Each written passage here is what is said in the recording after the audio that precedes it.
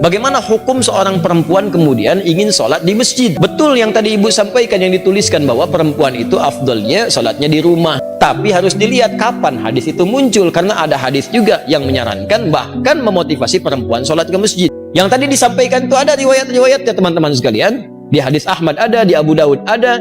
Itu dari Ummu Salamah radhiyallahu taala anha. Ya, afdalu masajidin nisa qa'ru buyutihinna.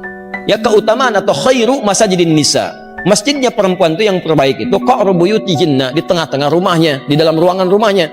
Bahkan di hadis lain, di kamar itu lebih bagus. Ya, kemudian daripada di ruang tengah. Ruang tengah lebih bagus daripada di depan rumah.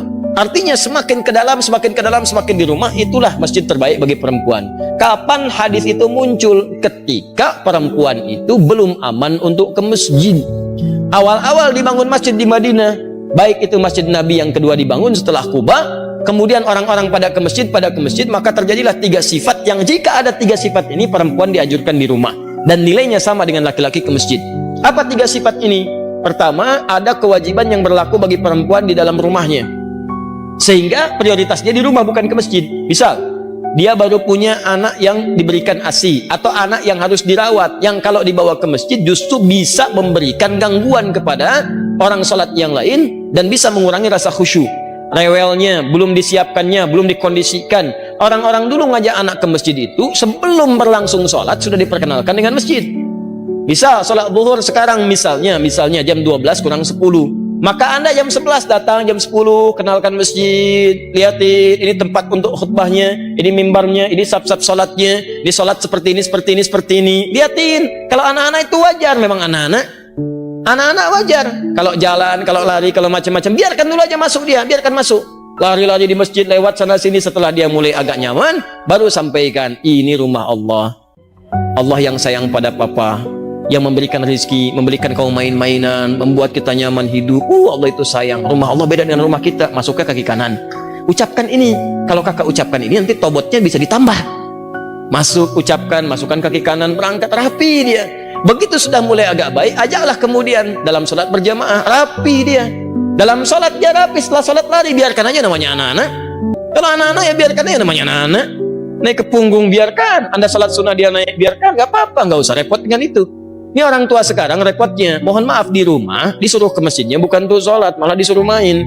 Kalian ini rame aja di rumah, main sana ke masjid, ya main dia di masjid. Jelas ya?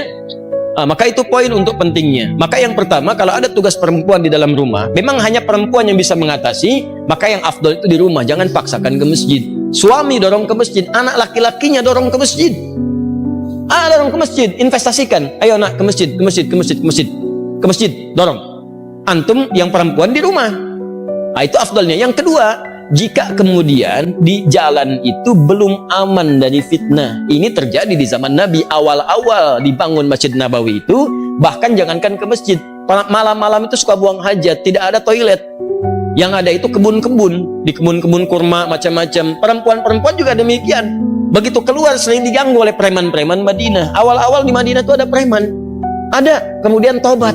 Jadi kalau ada preman sekarang telat, kalau nggak tobat keterlaluan. Orang jahiliyah tobat, preman tobat, telat. Kalau sekarang ada preman tidak tobat. Yang ketiga, memang tidak ada tempat khusus untuk perempuan, adanya laki-laki saja. Jadi kalau masuk ke sana dia khawatirkan ikhtilaf, itu yang berbahaya. Maka setelah itulah kemudian dalam 3 kondisi ini perempuan diminta oleh Nabi di rumah, lebih baik di rumah, jangan ke masjid. Setelah kemudian tenang, preman-preman mulai tobat, keadaan mulai tenang, dan masjid mulai luas, maka muncullah hadis-hadis di Al-Bukhari, di Muslim, bagaimana Sayyidah Aisyah mengatakan kalau kami subuh-subuh itu banyak perempuan-perempuan datang ke masjid, kemudian dengan selimut-selimut mereka tutupi sehingga nggak kelihatan, karena gelap. Zaman Nabi kan nggak ada lampu seperti ini, ya, nggak ada lampu seperti ini, kelihatan. Jadi begitu sudah mulai remang-remang mereka meninggalkan, sudah cepat lari, salam balik ke rumah, itu tandanya sudah ada saf yang rapi, aman di jalannya, kemudian di rumahnya pun tidak ada tugas yang menuntut perempuan ada di rumah. Maka kalau kondisinya aman seperti itu, terbebas dari 3 hal yang demikian, maka hukum ke masjid itu utamanya sama dengan laki-laki diutamakan. Apalagi kalau suami yang ngajak, bagus itu. Mama ayo ke masjid, safnya ada.